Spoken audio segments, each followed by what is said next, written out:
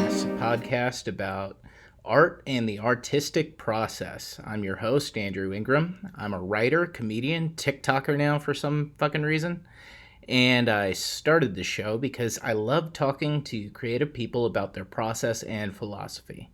This week we have a real humdinger of a guest. That's right, I said humdinger. Charlie McMullen is one of my favorite comedians, not to mention a brilliant cartoonist and something of a savant when it comes to the 6 degrees of Kevin Bacon game. Charlie lives out in LA now, but I was lucky enough to steal some time of his before his show at the Spirit House in Pueblo, Colorado, which incidentally was his first live show since live shows stopped happening back in March. If you want to see more of Charlie and his art, you can follow him at Charlie McMullen, that's Charlie with a Y, on Instagram and Twitter. As always, you can find my album, This Was a Bad Idea, on all the streaming services, but if you do happen to check it out on iTunes, why don't you go ahead and leave a 5-star review? And while you're at it, why don't you do the same for this podcast? Stuff like that really helps small-time creators like me. And, of course, you can find my writing on mindfulofmadness.com. All right, now that I've vomited up all the plugs, let's get into Mindful of Madness, Episode 3, with Charlie McMullen.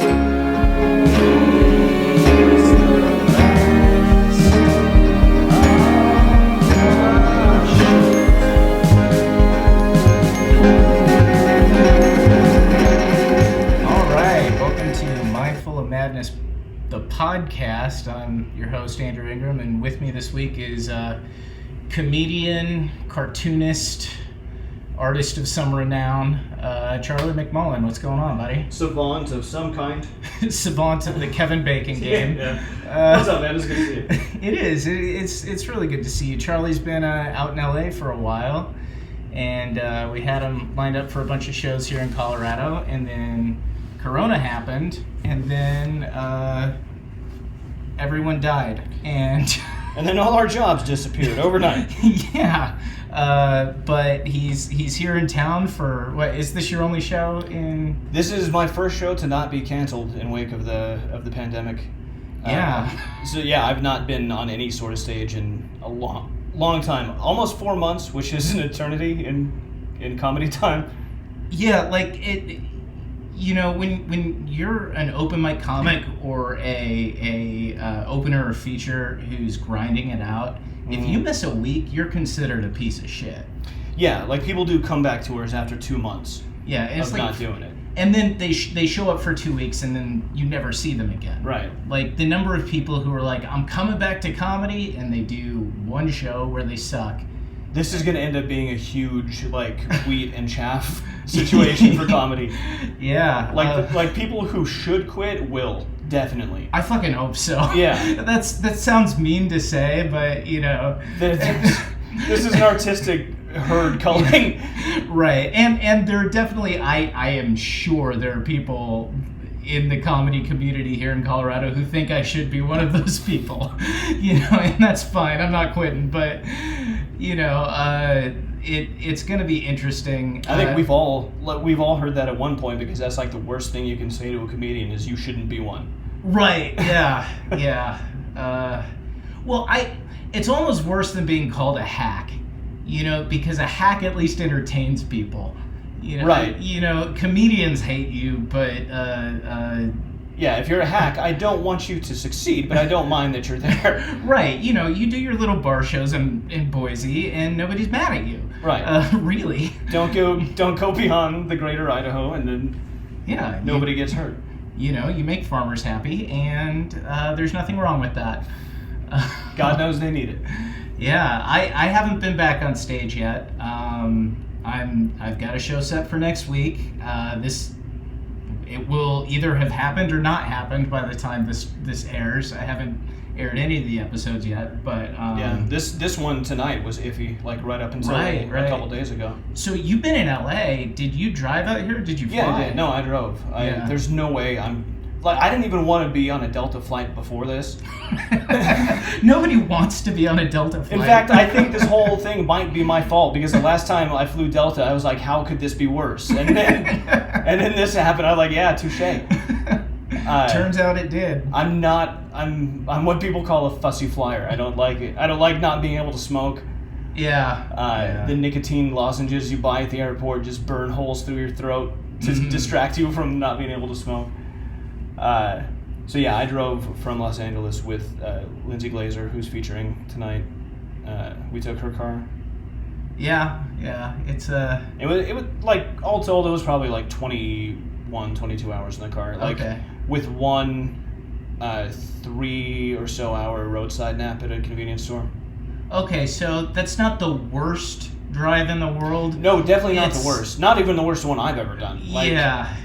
I once did Memphis to Long Island. Fuck that. In one sitting, like with just one roadside nap somewhere around Baltimore. Were you by yourself? I was by myself.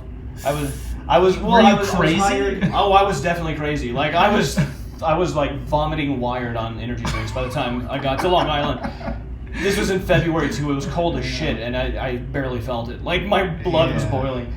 This just pissing green. That wasn't even a comedy gig. That was a roadie gig. This was like fuck that. This was. Let's see. I moved to Memphis in July of 2016, so this was like January of 2017, and I was hired by musician Mike Doty right at the beginning of his tour with Wheatus, where I drove a rented SUV full of his guitars and amps to from his house in Memphis to where they were recording in New York. Jesus Christ. That was the second longest. The longest was Fort Lauderdale to Los Angeles. I feel like that trip could only get better the further you get away from Florida. Yeah, there's that feeling. Like, thank God that never goes away. I mean, you do have to drive through Kansas at some point, or did you just hit New Mexico? I took a weird route. Like at one point, because this was a little over a year ago. Mm-hmm. I didn't know which states had legal weed and which ones didn't. So I diverted a little bit to go to Austin in the middle. Yeah, just where avoid trouble. Where I knew someone who had weed, like just in case. And then went from Austin to Los Angeles. And that was no hotels. That was just naps and parking lots. Mostly casinos. If anyone listens to this and they want a safety tip, if you're going to take a nap in a car, do it in a casino. It's 24-hour security and lights everywhere. Safer than a Walmart. Much safer than a Walmart. It is fucking Thunderdome on international waters in a Walmart overnight. The Walmart parking lot does not abide by the Geneva Convention. Yeah, it's like a farmer's market of meth after midnight. I do like the idea of the variety of meth you get at a farmer's market of meth. It's like if you're in a Walmart parking lot late at night and you see an RV parked like right at the edge, that meth is being made in that RV with ingredients stolen from that Walmart. Yeah, it's a self-sustaining economy when you look at it like that. You know, on the upside, now that I think about it, they at least have masks inside. Yeah. You know, they probably have a pretty healthy, surplus of half-decent medical masks, so they don't die cooking meth. Yeah. They're not all wearing them on their faces, but they have them. So what are kind of your expectations for tonight? Going into this first show, you've done some online shows and stuff, right? I've only done like a handful of online mics. One of them is a weekly one that my friend Richard Douglas Jones does from Memphis, from his house. That's less open mic and more just catching up for an hour or so. But I did one like workshop mic based in somewhere in Canada with a comic named, I'm probably pronouncing this wrong, but Scott Porteous. Okay. He does a workshop in mic, and I'm going to close with a bit that I wrote on that mic. Nice. This is the only actual performance piece that I've written since the quarantine. Yeah. I finally, this is, I haven't talked about this on the podcast yet, but I got TikTok because I had no motivation to write jokes, and so I said if if I have to post a joke every day on TikTok, I'll Put a little something on it. I'll start writing, and granted, it's never going to be a joke longer than a minute, but at least I can put the seed to something bigger. I can write some one-liners. I can get back into, kicking the tires, getting the rust off it, just because, my God, even just recording those, the ums and the ahs and everything you work so hard to get rid of when you're working 4 or 5 open mics a week. Well, like, this has never happened, at least in the past 10 years or so that I've been a comedian. It's never been taken away for everybody at once for this long. Right, I don't know that it's ever happened. Like it'll happen to individual scenes. Sure. Like one venue will have like a plumbing problem or something and just be out for a few weeks. Right. Like, and that was a big deal. Yeah. But now it's been taken away for months from everybody. And I'm interested to see what it's going to do to which comedians I know. Yeah, I think I had John on the podcast, John Brown, who's running the show. He's the host and put the whole thing together. Talked to him a few weeks ago about how not just the quarantine and how weird that's going to make all of our comedy, but the entire landscape has changed because of Black Lives Matter and everything. It's like everybody's going to feel this social responsibility, but maybe it's not something white people need to talk about. No, it's a social responsibility to be aware of it, definitely. Yeah. But I'm definitely not somebody who gets outside of my lane. Right. You're not a political comment. Not at all. At all. And the reason for that is, regardless of the intent of a political joke, what side of the aisle it's coming from, every political joke is designed to replace the person's opinion listening to the joke with your own. Right. And I don't even do that in real life. Right. That's didactic comedy. Yeah. I've always been just real turned off by that. Even when it's done well, because political comedy can be done well. Yeah. Like when I was a kid, I would watch Dennis Miller and Bill Maher on HBO. Politically, I watched them pass each other going in different directions, politically speaking. Right around the time at this point, they met in the middle at one point. And right around the time Dennis Miller started working at Monday Night Football, they just crossed like ships in the night. But yeah, I've seen good political comedy. It's just I don't know. I've never.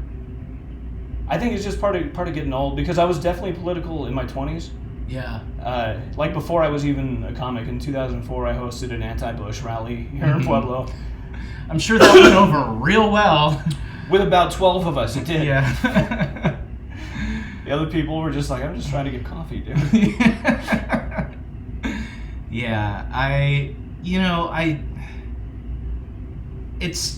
it's hard for me to write, because it's hard for me to write from a place of anger. I have, I think, one good political joke. It made it on my album, and I'm not going to tell it anymore. It's done. If it's a political joke, it probably has a shelf life. Right. Well, hopefully that shelf life is 6 more months. But after,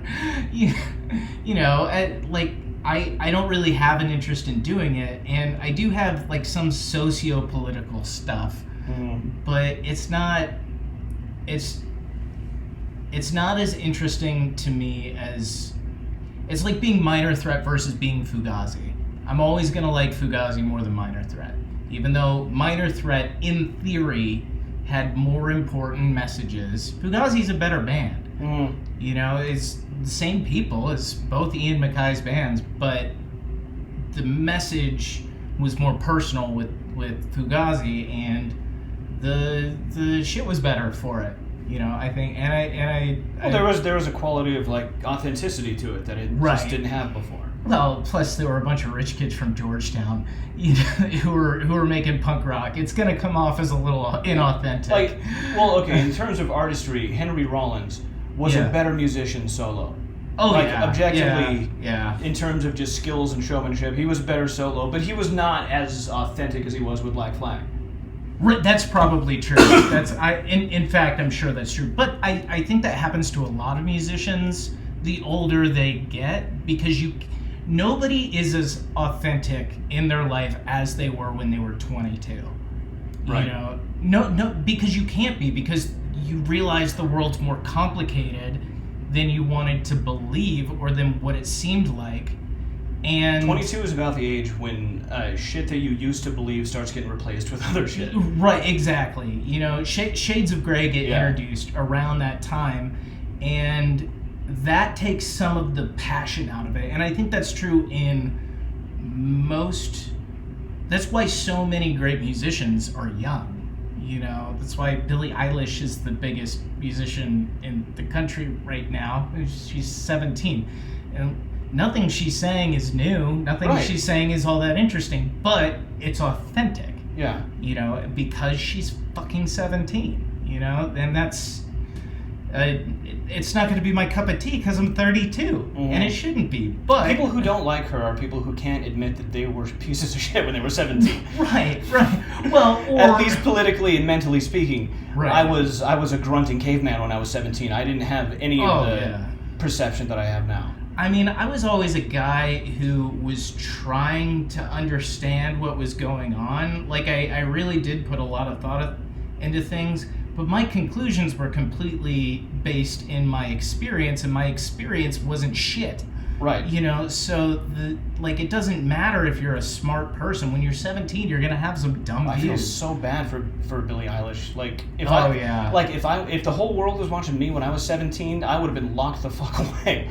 Oh yeah. Like, I was an insane bipolar depressive when I was 17. Like, if I was getting TMZ level coverage like Billie Eilish does, there's no way I could handle it like she does. Yeah, I mean, real talk, as like the longer, you know, all this lockdown stuff goes on, the more isolated you get, the more you just the memories and the thoughts come back because there's nothing else going on. I've thought like a lot more about high school in the past 6 months or 4 months than I have since high school, probably. Since high school, probably, you know, and it's like, and I keep finding, you know, I was unpopular. I wasn't even hated. I just wasn't I wasn't thought of. Yeah. You know, I was just kind of off to the side somewhere, and you know, I had a lot of resentment. And the more I think about it, I was a fucking weirdo. Yeah. People need to hang out with me mainly because it was like, oh, you like football, I like these, you know, 1,000-page fantasy novels. Of course you don't want to talk to me. It's okay, and like, it's okay. I still like those things, but I'm not gonna like hold on to that resentment anymore.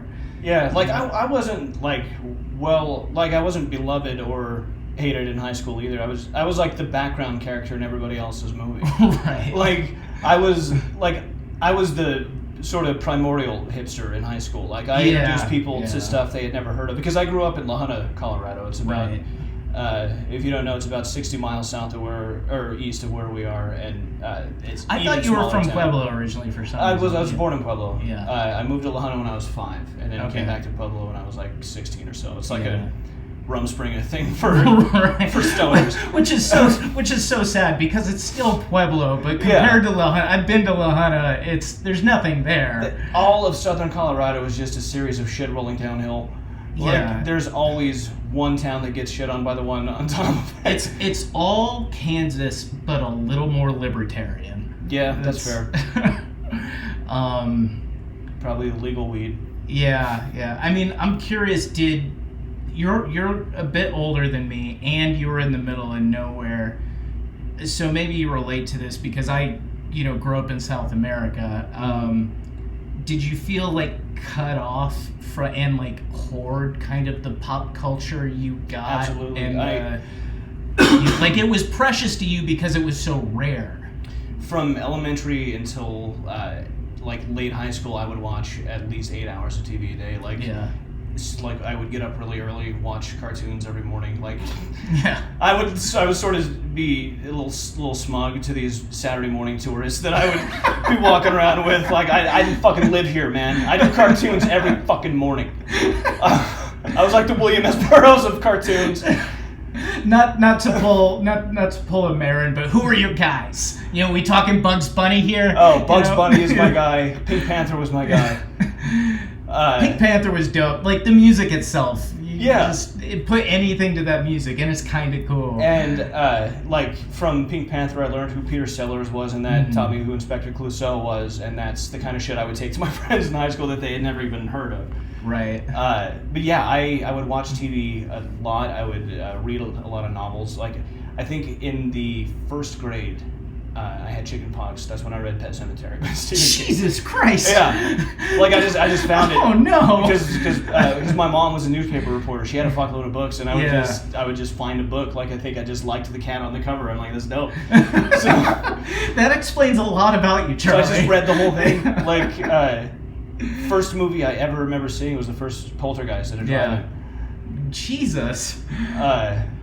Because you are a horror guy, right? Like, definitely a horror guy. You know, it's not the first thing. Charlie likes horror isn't the first thing that comes to mind when I think of you, but you are a pretty big horror movie buff. Yeah. Well, it's weird. Like, I love fantasy, but not medieval fantasy. It's real bizarre. Like I do not watch Game of Thrones, but I watched the shit out of Futurama. Right. You know what I mean? Right. Well, if you don't like Futurama, you're an idiot. Like you're a dumb person if you don't like Futurama. It's just like I really like sci-fi, but everything has to have an element of comedy for me to hang with it. It's hard to read sci-fi that takes itself too seriously. That's kind of like so. That's why like even somebody like William Gibson, like clearly he puts a lot of thought into he more or less created cyberpunk as we know it, right? But he's aware how fucking boring some of it is. Right. It's not like I can't read Arthur C. Clarke. Even though Warren Ellis was recently outed as a creep. Well, as a level 1 creep. Yeah.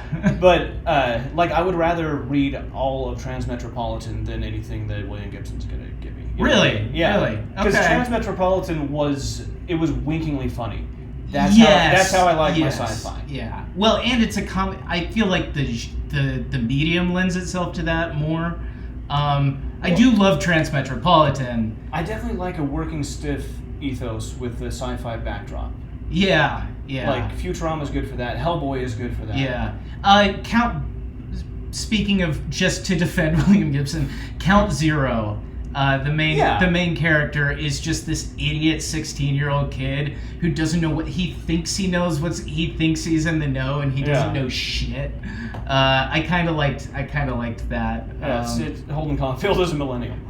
Yeah, but like even shittier. Yeah. Like Holden Caulfield, if he recognized that he also was a phony from the beginning. Yeah, Holden Caulfield plus self-awareness. Yeah. Yeah. So, what were the books you were reading? Was it mainly like horror stuff, like Stephen King? Yeah, since Pet Sematary, I just read Stephen King wherever I found it. Yeah. I discovered Hunter S. Thompson in high school. Mm-hmm. It's a perfect time to find him. Yeah. Too. Like if you find Hunter S. Thompson, it's one of my best memories of my whole life because my mom and I used to have a thing where we would because we couldn't afford actual vacations, but we would book 3 nights in a cool hotel in Denver, and then go and watch movies and order room service and shit. Yeah. That was the vacation. Go swim in the pool. Exactly. I loved that shit. And when I was 18, I graduated from high school. She said, just for old time's sake, you wanna do that. So from La Junta to Pueblo, we went, and that was the year Fear and Loathing in Las Vegas came out. And she gave me all the backstory, who Hunter S. Thompson was, his campaign for sheriff in Pitkin County, and what big of a deal he was to not only writing and not only journalism, but Colorado. Yeah. And because he's not from Colorado, but he was he made it his home. He was built by it, if that makes sense. He came to Colorado, and whatever it is that does shit to people, he used it for good. Yes. Yeah. Well, he I think as liberal as he was also very much a individualist, and I think he appreciated the libertarian aspects of Colorado to a great degree. I mean, you hear stories about Johnny Depp sleeping on dynamite. I think you know? Hunter S. Thompson would probably hang with modern-day libertarians up to the point of self-supremacy. After that, he would say, fuck this. Yeah, I mean, he cared about people. Yeah. Was I think where his he campaign departed. for sheriff of Pitkin County, it was like he ran on the Freak Power ticket. Yeah. Which wasn't that like he made that up in Colorado, basically, right? Well, how it started was the election before that. Mm-hmm. He had helped with the Joe Edwards for mayor campaign, Mm-hmm. and Joe Edwards was a lawyer in Aspen, but he was like a hippie biker lawyer who like openly smoked dope in the street and stuff like that. And he just thought, like, when he decided to run for mayor, he was like, "What can I do to make that shit happen?" And they got him elected, like, surprisingly easily. So in the next 2 years, he mobilized like a whole voters block of unregistered, cynical hippies. Yeah. In like from Aspen all the way to Boulder, and like his platform, he was like, the first thing I'm going to do is remove all asphalt from the streets. Because cars are fucking up all of our property, so he was going to tear up all the roads so everybody had to ride bikes everywhere. Like, that's some shit. that was just one thing in his platform. He was going to have the name of Aspen legally changed to Fat City. Yes, I remember that. I do remember that. He was going to make the consumption of mescaline mandatory by the police force. Yeah. For all patrols of open areas, and for all crowd at work. Right. It's like the original troll campaign. And the conservative opposition had to fucking bring like elderly voters in gurneys to the polling stations. Yeah. Like they came so close to winning. Yeah. And like he covered that. It was the best political writing that's ever been written. Yeah. That plus his 72 campaign book.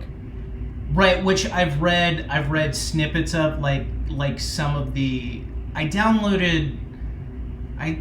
torrented like a file that was all of Hunter Thompson's writings for Rolling Stone, and it had I read a lot of the 72. That was the Great Shark Hunt, right? Was what that wound up. The Great Shark Hunt was the first volume of correspondence. Yeah. And then the Proud Highway was the one after that. Right. But yeah, as soon as I figured out who he was, I was like, God damn it. Like, someone who is that unafraid of, like, going into the legal system. Because my family is full of cops and criminals, so I've had all perspectives of the legal system, and it's brutal in this country. And I just really respected someone who was that unafraid of it. Yeah, because I say legal system because to enter into the political arena, you have to just open yourself up to poking from everything. Right, and what he did... You become part of it after that. Yeah, and what he did to insulate himself from that was be open about how fucking crazy he was. It's like, you can say whatever you want about me because I've already said it. Mm-hmm. Here's what I'll say about Hunter Thompson, and this is as someone who worked in journalism for a number of years in my past life. I love his later writing. I do like Fear and Loathing in Las Vegas.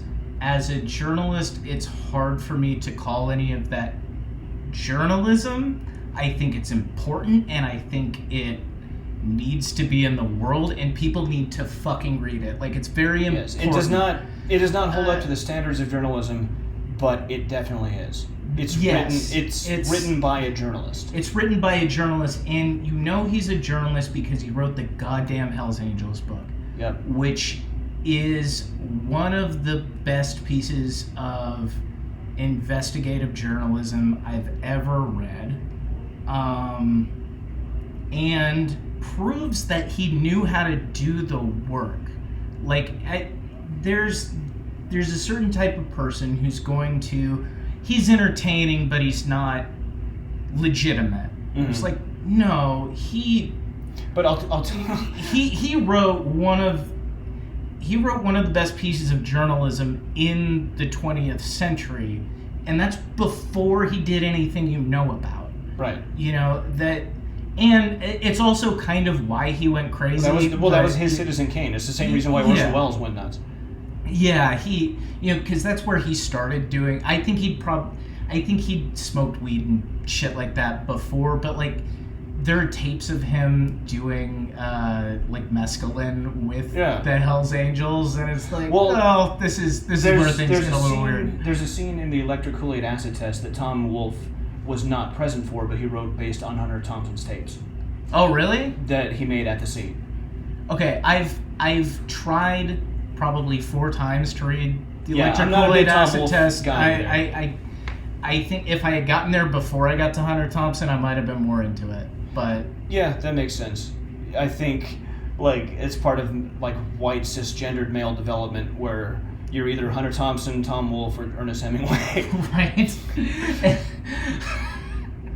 And of the two, the Wolfes and the Hemingways argue a lot about everything, and the Thompsons think they're all morons and are not quiet about it. And as much as I love Hemingway's one of those guys I appreciate and I would have never wanted to meet. Mm-hmm. Kind of like Henry Rollins. Sure. You know, I am glad Henry Rollins is in the world. I enjoy his content. And I've heard like firsthand that personally he's very nice. Yeah, no, I think he's nice. Nothing like Hemingway was rumored to be. Well, yeah. But Henry Rollins is actually I one of the things I wrote because I've been on TikTok is a Henry Rollins bit about how can you imagine trying to get off the phone with Henry Rollins? like, okay, dinner's ready, I gotta go. It's like, dinner's ready? Let me tell you something. Let me tell you about dinner. Yeah, you know, I've had 6 protein bars since we started talking. Dinner's a scam. Dinner's a scam. You know what the most eco-friendly thing you can eat? Insects. All right? We're all going to be eating insects in 6 years. Okay? Yeah. When I was backpacking through the favelas of Brazil, and then you just like, oh, sorry, the kitchen's going through a tunnel. Bye. You know, he's like, I love him, but I never want to meet him. That was very funny. Yeah. And it's short, so, you know, I could put it on TikTok. I don't know how many people on TikTok know who the fuck Henry Rollins is, but I think so. His This Is Not Happening wasn't too long ago. That's true. That was actually that may be the best, like, stand-up adjacent thing he's done that I really enjoy. The best This Is Not Happening for me by far was Tom Green.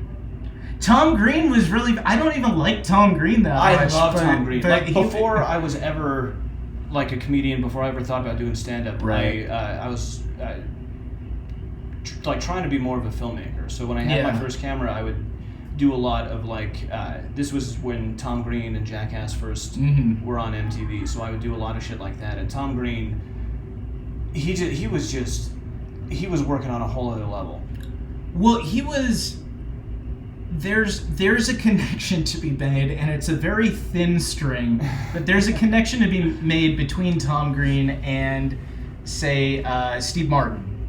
Right. In that they didn't give a fuck about the format. They were just going to be fun. Well, they were different forms of the avant-garde spectrum. Right, yeah. Like different sides of it. Like, Steve Martin wanted you to think he was smart. By at least...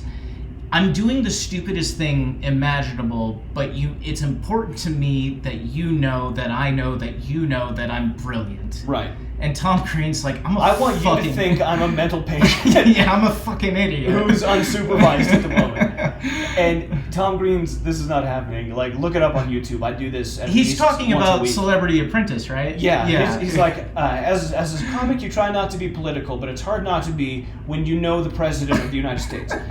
And he tells the story of getting fired from the Celebrity Apprentice, and every time his name comes up, instead of saying his name, he says the President of the United States. Like, he was like, so Andrew Dice Clay and I were just kind of messing around, we were yelling at each other about bagels, and then the President of the United States walks in and tells Andrew to relax. Yeah. Yeah, he's one of those guys. as comics, we can get very pretentious. Oh yeah. And I am offender number one here. Which, if you look at my material, it probably shouldn't be. But I'm sure we all had examples, like, because I started out probably a year or two before you did. Yeah. And then we were doing a lot of the same mics in Colorado Springs. And I think a lot of people spent time in that space. You know what I mean? Yeah. Like, it's a phase of development for every comedian when you think you were the next reinvention of the wheel in comedy. And it's like every type of joke has been done. If it's funny, a caveman probably did it at some point. That you can count on one hand the comedians doing something truly original in the world right now. Even somebody like Nathan Fielder is still ripping off Sacha Baron Cohen. Yeah. And yeah, like Nathan for you is as like brilliant in a different way as the Ollie G Show was. Yeah. But it definitely could not have existed without it. No. And the Ollie G Show could not have existed without Tom Green Show. Right. And Tom Green wouldn't somehow have existed without Steve Martin. Or Alan Funn, if you want to go that far. Well, I don't really know Alan Funn. Candy Cameron. Oh yeah. Like, pranks and surprises will always be funny universally. Like, it goes as far back as playing peekaboo with a baby or taking his nose. Right. Like, that's what I try to do with the comedy, is just try to, like, little mini instances of harnessing the element of surprise in some way. Yeah, I mean, that's all comedy is it's harnessing surprise in a way that's safe. In a way, this is, you're surprised, but I'm not a saber-toothed tiger. Right. I'm your Uncle Gary, or Uncle whatever a caveman name is. Yeah, it's a baby surprised by peekaboo as opposed to being surprised by a shit that won't come out. Right. It's still surprised, but it's very different levels of enjoyment. Yeah, I mean, and we're not reinventing the wheel with this conversation. This conversation's been had. I had this conversation when I had a baby. Yeah, but so you were talking about when you started, you were kind of starting out with filmmaking, which I think a lot. I wanted to be a filmmaker in high school, and then I realized what editing was, and that I had ADD, and that just wasn't going to be a thing I could do at that time. Yeah. I didn't have the discipline for it. Well, I mean, like, when I was in high school, like, I graduated in '98, and I think that year and the year before it, I wrote a bunch of screenplays that I never showed anybody. Yeah. And my plan was to, once I graduate from high school, go to some kind of art school and learn how to make movies, and then I'll already have a back pocket full of scripts. And not only did I discover that you cannot be, with very few exceptions, you cannot be a good screenwriter at 18. No, you do not possess the experience to write like that.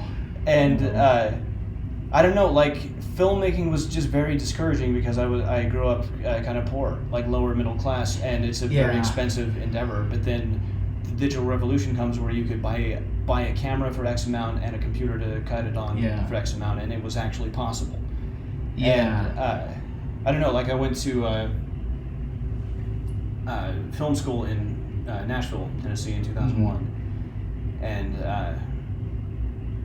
I don't know, like, filmmaking is good, but you just can't do it on your own. There's just something more pure about a comedian in front of a crowd with, this is what I thought of on my own, I'm gonna perform it on my own, what do you think?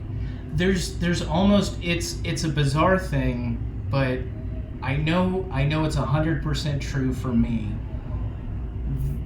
I don't know if there's an art form that takes less self-esteem than stand-up comedy. Clowning, maybe. Clowning, maybe. Mimes.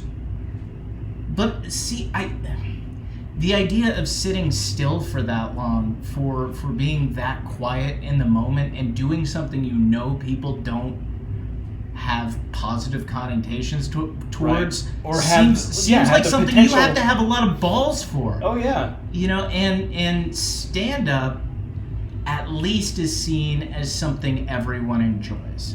Now, but I mean, I can be honest here. Coming out of the military, not having a single friend in this town after all my friends either got out themselves or got stationed somewhere else, stand-up made sense because I didn't have fucking anything else. Mm-hmm. You know, there's nothing to hide behind. Yeah, there's no bar for entry. Nobody can tell you you can't. Yeah, you can go to an open mic and you fucking can. That is comedy. Yeah. Like, you're doing it exactly the way Carlin did it. Exactly. You know, because if you love George Lucas, too bad. Unless you can afford to go to UCLA, you Right. can't do what George Lucas did. Right. But if you like comedy, good news. Like, you don't have to go to school for it. Every single town in the country just about has up until now, had an open mic you could conceivably get up on once a week or once a month and tell some stupid, terrible jokes that nobody liked. Yeah, and it's the ultimate make your own hours career because like you can if you want to hit them every night, you can do that. Yep. Like if you want to work super hard at it, you can do it. And for me at least, having low self-esteem at the time was like, I could recognize that the set I had was terrible and say, yeah, but I'm going to do it again tomorrow. Everybody already hates me. It doesn't matter. Because people who can't do it are worried about maybe I'll look stupid. And people who can do it are like, maybe? I will look stupid. You will. 4 years. Yeah. You're going to be bad for a while. I'm not even going to look as stupid as I look in the mirror every day. Yeah. I mean, you can't... for probably the first year I was doing stand-up, it was like, you can't hate me as much as I hate me. Exactly. So... Unless you've been tempered in that kind of self-rage, your skin is too thin, man. You're not my ex-wife. This is gonna be fine. Yeah, like I can go out and if a crowd hates me, fine. It's not like I have to raise a baby with it. I could just walk away. Yeah, I'm never gonna see you again, or I'll see you next week. But guess what? I'm still getting on stage. Yeah. It'll be okay. And I think feeling terrible about who I was kept me from quitting for a long time until I learned to love it, like love it for itself, you know. But so we were talking about pretension. I remember, you know, when we started, I think there were probably because a lot of people in the scene started around the same time.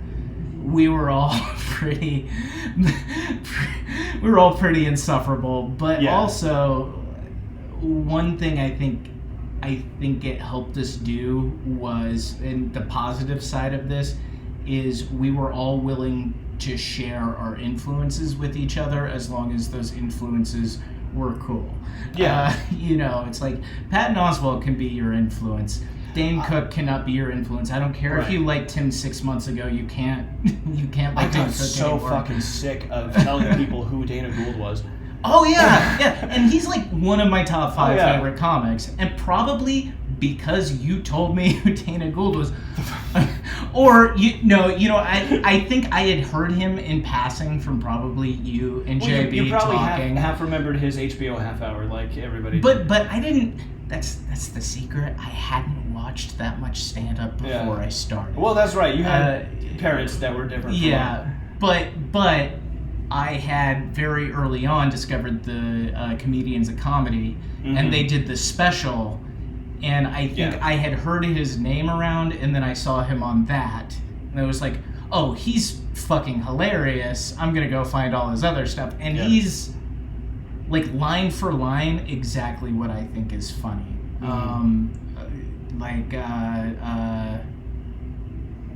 I Know It's Wrong. That special is maybe my favorite comedy special. Was that the one where he talked about meeting Bob Hope? It's the one where he talks about meeting Bob Hope. Recording the USO promo. You used to be my caddy. Hey. Yeah. Tell you what, I'm gonna go over there and I'm gonna go fuck myself. It's the one with the he goes on the long John Lennon and the cicada. John Lennon the cicada bug, and also how only John Lennon or Only John Lennon was smart enough to know that the Rolling Stones were the Beatles of rock and roll. And Pete Townsend is not the Beatles of The Who. Keith Moon is the Beatles. And it's like, this is, you're just doing the best riff about classic rock I've ever heard. It's all I ever wanted from comedy. Yes. This is everything I love about the world, and you're making fun of it. Because it's not that nerds like us don't like jokes about pop culture. We just don't like, this song might be about fucking, that song might be about fucking. Right, no, you can talk about music. Just make us, surprise us with something. And you're talking about the etymology of a phrase that all of us understand without ever being told what it meant. Yeah. You know, it was so well It was a observed. mental secret handshake is what it was. It was. It was like, if you get this joke, you're like... You're one of us. You weren't cool in high school, but you're cool now. Yeah. Now you're somewhere bigger than high school, and you are cool. Yeah. And I heard him, I don't remember if it was on his podcast or somewhere else, but he was talking about that joke, and apparently it's Carlin. Yeah. It's a reskinned Carlin bit. It's not a Carlin bit I know, but he had a this thing is the thing of this thing joke that hits almost beat for beat the same. It's like, maybe I should, get more into Carlin. I don't know. Yeah. That was the show. That was the best show of my life, is when I saw Carlin. Yeah. I was I was 16. My dad got he was here in Pueblo at Memorial Hall. My dad got tickets for my birthday. Oh, maybe we should move. Yeah. Sorry, guys. The music is starting for the show, so we're gonna move About that time. down into here, and we can probably start wrapping up here in a few minutes. Doors are about to open. Yeah. Doors are about to open. I'm sorry. You take this one. No, I'm gonna grab this one. So, Carlin in Pueblo? Yeah. I have to ask, because Pueblo is Pueblo. Yeah. And I love performing in Pueblo, but there's a different expectation here than performing in the Springs or performing in Denver. There are different ways to tell jokes here. Yeah. Do you feel like he adapted? He didn't at all. No, he just did Carlin. He was just him. Like he did the same show he would have done in Denver. Like he didn't have any local pandering stuff. Yeah.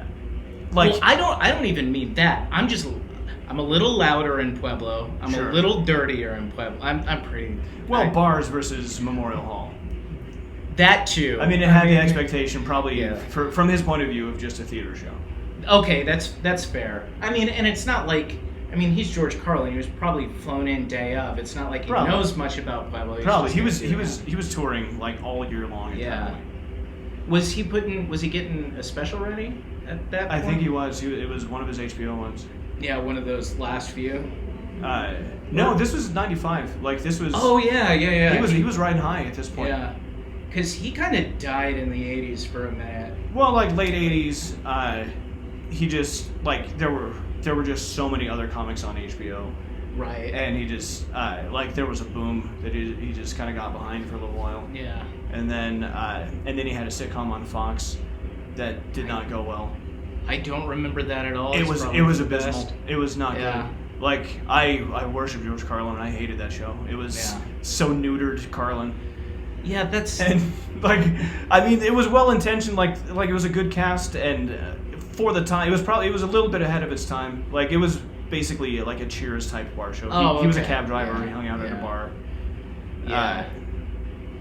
But, at some point, he just, got into comedy and just did it all fucking year long. That's right really up until cool. the end. Yeah. Hey, John. You want to guys. say hi? Sure. I didn't want to interrupt. I just wanted to sit for a minute. We're just wrapping it up. Yeah, we're going to start talking about money again. Oh. Charlie is... just last thought there. It's always interesting, especially after I got really into comedy. It's like you watch a terrible show because you heard Maria Bamford was going to be on that episode or something, and it's like, it's a bad show, and she's not particularly good in it, but you want to support, one of your favorite comics or Yeah. whatever, and I think something I learned pretty quickly after getting, actually when I finally put my money where my mouth was, which was where I started putting out things myself. I realized that not everything's gonna be genius. Not everything that a good creator of any art form makes is going to be the best thing in the world. I don't think everything should be. It shouldn't be, and sometimes you gotta pay the electric bill, man. Right. You gotta, your wife wants a swimming pool, Yeah. or whatever. You take the jobs that you can get, even if you're, like somebody like Kurt Brownell, funny comedian, kind of been in some shit. He's been in plenty of shit. And he's one of my favorite stand-ups in the world. Yeah, and he does that because you got it's a different art form. It doesn't matter that you're well respected in this niche of stand-up comedy. You watching fucking NBC at 7:00 at night knows who you are. You gotta play the bit part in a terrible sitcom that you hate. Yeah, I mean, the most respected stand-up in the world is respected by other stand-ups, which is a low bar. Right. We're not like swimming in respect. Right. Like I don't think everything should try to be the best. You know what I mean? Like, and we definitely shouldn't hold people to that standard. Like, if the new Tom Segura special comes out, Yeah. I don't want it to be the best thing he's ever done. I want it to be good because I think he's a good comic. Yeah. Tom, god damn, that guy's good at telling stories. Yeah. Hot take. He's inspiration. Yeah, but To people who like to ramble, and it's He's so like Ben goddamn Franklin. infuriating Yeah. because I can't pinpoint one thing he's doing better than me other than his voice is better than mine. Mhm. I know he's doing things better than me, but I can't pinpoint it. He's just telling a story, but it's so goddamn funny for no reason other than he's telling it. It makes me angry. But it should always be comedy first. yeah, Like yeah. if someone says that I'm gonna go up on stage and I'm gonna change the world with my truths, Yeah. I promise I will enjoy Eddie Pepitone much more than watching him. Okay, first off, Eddie Pepitone does want to change the world with his words. If you see him live, watching him do stand up is like watching a kid on a playground. Yeah. On the best playground. And he knows how to use every machine and he has a ball. Yeah. There's a certain type of just angry old alt comic that didn't quite get their druthers early enough. You got your Eddie Pepitone and goddammit, what's his name? Andy Kindler. I feel like they're very different. They're very different performers, but they both have the angry energy of somebody who should have hit 20 years before they did. I like to think of it as if bitter, old white Trump voters, if they could just be as self-aware as Eddie Pepitone or Andy Kindler, they would enjoy life so much more. Yeah, they would. I honestly think that as bitter as both of those guys seem to be, they're probably the happiest they've ever been in their lives. Absolutely. Without question. I hung out with Eddie Pepitone at a festival in I think it was 2018. Yeah. In Texas. And I've been doing stand-up a long time and I've never seen anyone love it that much. That's amazing. He was just so fucking happy to be there. That's great. That makes me, that gives me hope. Yeah. Because, and that's kind of, if there's a silver lining for everything shutting down, I really hope that we as performers appreciate it that much more when we come back. Because...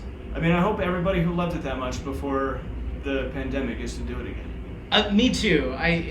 God knows there are a lot of talented people that, it may just not happen in the same way it did before. Yeah, I'm about to do my first show in a really long time, and that's terrifying. But I'm willing to do it because I don't know if I'll get to do it again. Yeah. Not Or not for a while. At least the way I knew it. You know what I mean? Yeah. This may be the last one. God, I hope not. Shut up, Charlie. Yeah. Okay. Now you're making me sad. Let's talk about that money. in the universe. So, It was in the universe. so real quick, we don't have to harp on this for too long, but you're one of the few comics I know and consider a friend that is really trying to make a go of it as your sole career. Thanks, man. Which, hey buddy,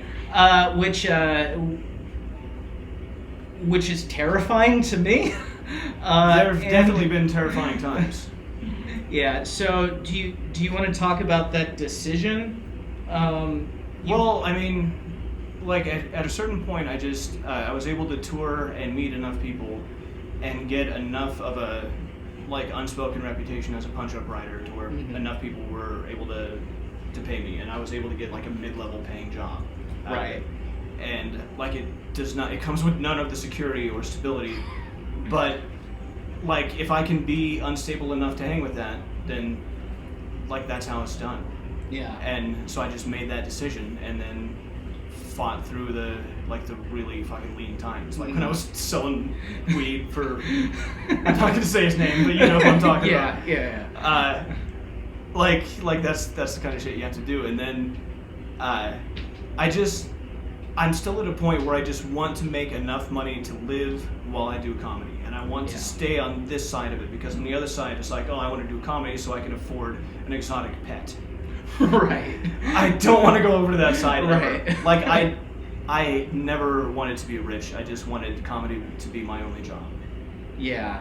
And I think that's a great thing I've heard from pretty much everybody I've talked to is you just want to be able to do it for a living. Yeah. You Like know, I don't have to be the best comedian of my generation. I have to be good enough to pay rent with it. Right. Well, and I think you have the talent to maybe not be the best comedian. Sorry, buddy. But turns out the best comedian of a generation is usually a rapist. So maybe not the best. So maybe there's something to that. Yeah, if that's what it But- takes. I'm not raping anybody. I don't Yeah. care how much you're gonna pay me. I see you as a guy who has the talent to be the guy everybody talks about as that was one of the best guys on the scene. You may not be Well, I mean, to be- headlining theaters or maybe headline theaters, but not headlining stadiums, but like well respected by every one of your peers. I appreciate that a lot, man. I got a similar shout out from Luke McMurtry recently on a show. Yeah. I appreciate that, but I mean, like, I keep the standard that I hold myself to is I want to be funny to other funny people. Yeah. Because if you're funny to other funny people, then then other comics who recognize that are gonna pay you to help them. Right. And because that's an ethical question for every comic is is it ethical to pay someone else to help with your joke? Right. And I don't know, like I want to still be funny to other comics, because that means I still even if I don't have the practical knowledge, I still have the ability. Because like I'm a funny comic, but to be a good working comic, you have to be better at the business side of it than I am. Right. It's a hard thing. It's Because a it hard wasn't thing to wrap your head because around. this is my 10th year in stand-up, but it wasn't until like the past 3 years or so that I actually treated it like a job that you have to give to get anything out of. Right.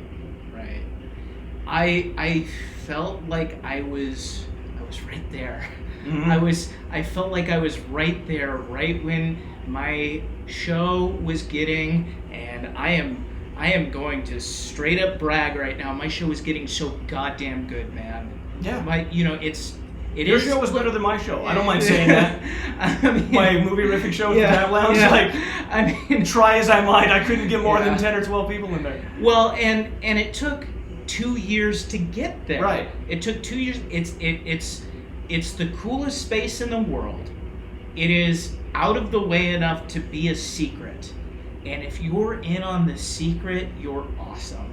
and I don't know. I cannot tell you why I got away with being the one that found the space. I cannot tell you why I had the goodwill from the people who ran the place long enough to make it good, because that's a big... for anybody starting shows out there, the best thing you can have is a supportive staff at the venue. That's the single best thing you can have. Because there are going to be bad shows, and there are going to be great shows, and it takes a long time just to have more great shows than bad shows. And then when those bad shows are only a couple times a year, that's when things have gotten really good. And I had you booked for this month, I think. This was back in April. This was in April. Yeah. Were you? I was booked for April. You were booked for... Jesus Christ. The days just kind of run together. I'm so lost Yeah. at this point. But, I had you on the calendar. I had, Shit was looking up. Shit was looking up. I had comedians from Denver that I not only respect, but I didn't think I could get coming in for guest spots. And then, right. you know... You had a poster by me that carries... Yes, you had a poster that carries a little by bit Charlie of cachet. McMullen. I mean, shit was getting really good. And I was getting to the place with my writing where I'm like, okay, I'm never going to be the best comedian in the world. I am a better writer than I am a comedian. These powers combined, I might be able to make something happening. Or something happening. Something happened, and then everything went away. Well, man, if you have the talent to be right there where you were, you can always go back. I mean, I hope so. Talent does not go away. You either have it. Yeah. Well, I'll say this: I am a talented writer. I am a hardworking comedian. Right. I think that's the difference. I've always been a better writer than a performer. Yeah. That's okay. I mean, it's mostly writing. I'm biased when I say that, but right. But I mean, if you're Jim Carrey, maybe that isn't true. But I mean, it doesn't matter how good you are at saying something that's not that funny. Right. That's true. So what do you have any advice for somebody trying to make that leap? I mean, ignoring pandemic and everything else. Pretending for a moment that it's not a crazy dream. Do you have advice for somebody trying to make the jump from I am toying with this to I am taking this seriously? This is something that's going to be a revenue stream for me. Yeah, like the biggest commitment you can make in my experience is leaving your scene and dropping into another one. Yeah. Doesn't matter which one. Like, it doesn't matter if it's a big city or not. Just go to a scene where the deck is not stacked in your favor in any way and see how you do. Right. And when you do that, have something to bring to the table. Okay. Like if you have your own PA, show producers need that. If you if you move to a place where you know the owner of a cool venue, producers need that. I was able to draw posters. Like when I moved, when I moved to Memphis, my first gig in the Memphis art scene was drawing a poster for the band Heels. This is before I knew Josh McClain was also a comic, and that's something that not everybody can do. Right. And just have something to get in, and then just be friendly and helpful once you get in. Don't be an Well, it's funny, when I started, I wanted that to be photography for me, but I also didn't understand that comics weren't going to pay me for it. Right. And I run into a lot of that shit doing posters too. And I feel like people might be more willing to give you posters than pay for photography, because it's just something you do on your phone now. If I told you how many times I had done a poster by hand and then got stiffed, it would break your heart. Yeah, don't tell me, I'll cry. Yeah. I'm fragile right now. Yeah. No, that's good advice, and I if you don't have a skill, or if you can't think of a skill that you have besides the art form itself, I guarantee you have it. Everybody has their people. Well, I mean, if you grew up on a farm and you're good at plowing, that means you're also good at setting up equipment. So find your show producer and say, hey, you know how everybody hates carrying these heavy fucking speakers? I'll do it. Yeah, absolutely. And start at the bottom. Yeah, I would say there are people in the scene here who are better at running shows than they are at comedy. But guess what? They're the ones getting paid right now, or they're getting paid. Period. Because they're really good at producing shows. Mm-hmm. If you're an organized person, if you're a people person, guess what? Lot of artistic, not just comedy, just artistic people fucking hate talking to people. They do. They avoid eye contact often. Yeah, Charlie and I have not met eyes once this entire conversation, and this is the most engaging conversation I've had in 2 weeks. So it's after months of isolation, we've probably accumulated 42 seconds of solid eye contact. Right. If you are good at talking to people, that's a skill that you can bring to the table. It's a skill to just not wait for shit to be handed to you. It is. It's they say the squeaky wheel gets the grease, and guess what? I hate being the squeaky wheel because there's rejection attached to that. And I hate rejection. Yeah. I mean, don't be the guy who says, why has no one asked me to be on their show? Be the guy who says, why have I asked nobody if I could help set up one of their shows? Right, and say, look, don't be greedy. Don't be entitled.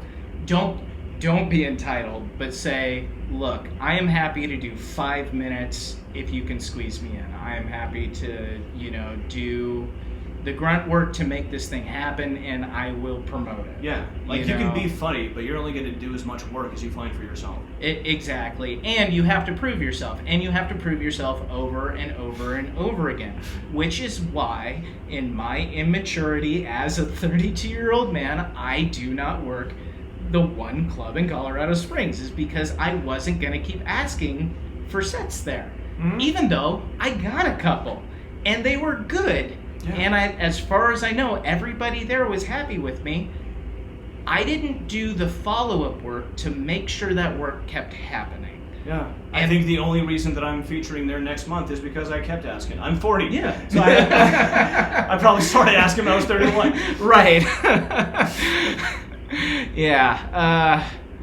But, I mean, that being said, you've been featuring Loonies for a long. You've headlined a couple times, right? I headlined once. Yeah. But I've featured there for a number of years. Yeah. I mean, I hosted for more years. Yeah. Well, and I've hosted there, and I've hosted for a good chunk of time when I wasn't being a fucking idiot. I was in at the open mic there. I was kind of his go-to guy. I wouldn't host every time, but I was hosting 3 or 4 times out of 5, and that was going to lead to something. But I got depressed, and then I didn't want to ask. I didn't want to ask for anything, and that's 100% on me.